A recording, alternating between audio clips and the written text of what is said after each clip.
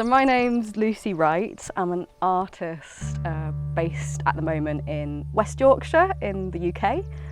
For the longest time, for the last 10 years or so, I would have said that I was a social artist or a socially engaged artist because I did a lot of work with people, and particularly I had quite a research-based practice. But more recently, it's very much transformed into being more of a studio practice, and I've become a painter, which is as a bigger surprise to me as to anybody else. Probably the thing that coheres both of those kind of sides to what I do is an interest in folk. So I come from a background in folk music. My family are folk musicians, but there were some things about folk that always sort of bugged me or I didn't understand and I wanted to think more about. And they were sort of, well, on the one hand, that folk is often considered to be something quite old, something quite old-fashioned. Folk collecting as a project lasted from the Victorian period until about the 1950s, and after that it stopped. And for me there was this whole thing of, well, what happened to the folk? You know, why did we stop collecting? And then there was the other thing, which was as a result of that the collecting project of the Victorian period, you know, had resulted in a canon that was passed to us today that was quite exclusionary, and so women in particular are really underrepresented in the canon of the folk arts. Also people from the north of England, so the southern counties, there's a lot more research about them. The industrialised north was pretty much ignored. There's very little acknowledgement of anything other than quite a white English identity. So I really wanted to use my practice to think about what folk would look like right now, what it does look like right now, but also what might it look like with kind of proper representation of all of the people of the UK. So we are at Analogue Farm in Rossendale in Lancashire, which is where I'm currently doing an artist residency.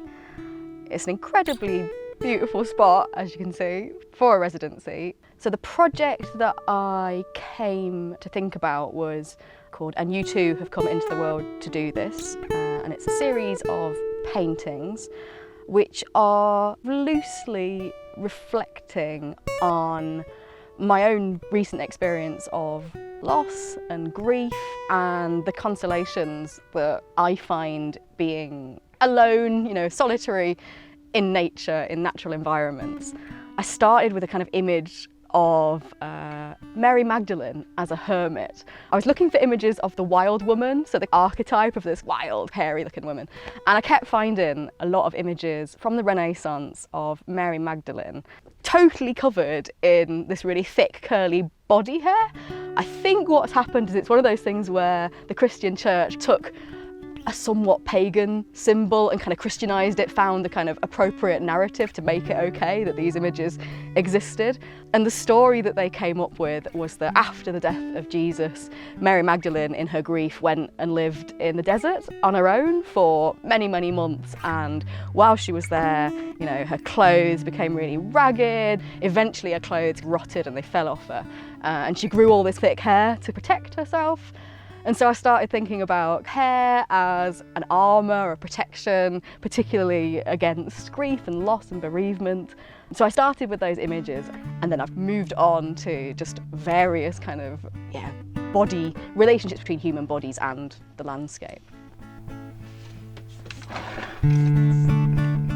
I was surprised that sort of the loss of my father made me think so much about my own life, I suppose. It really kind of prompted a kind of reassessment, I suppose, of my own situation, and, you know, I suppose it made me aware of the shortness of life and all those cliches, but it really did, and made me think about my childhood a lot more.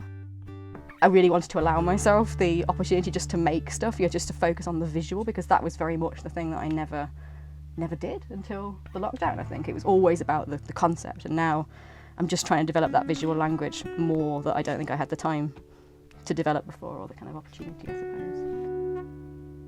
I think there's a lot of people who've had to think more about solitude. I mean, obviously the pandemic has really done that, hasn't it, for a lot of people, that many people experienced, you know, being on their own in quite an intense way for, you know, maybe for the first time. And I feel like as an only child, as a childless person, I have a real acute sense of being alone, and maybe other people don't always feel that if you're surrounded by people all the time. But actually I think many of us are having to think about what it is to be alone and how to live well alone, like how to find the joy and the, you know, I don't know, the connection in living alone. And I think it's totally possible. Like I'm becoming a bit of an advocate for it, not necessarily all the time, but definitely to be okay with your own company, and sometimes for quite long periods. I think it's really informative, and I don't know, it's been really healing for me. I've found just this whole time here very solitary, but very fulfilling and rewarding, and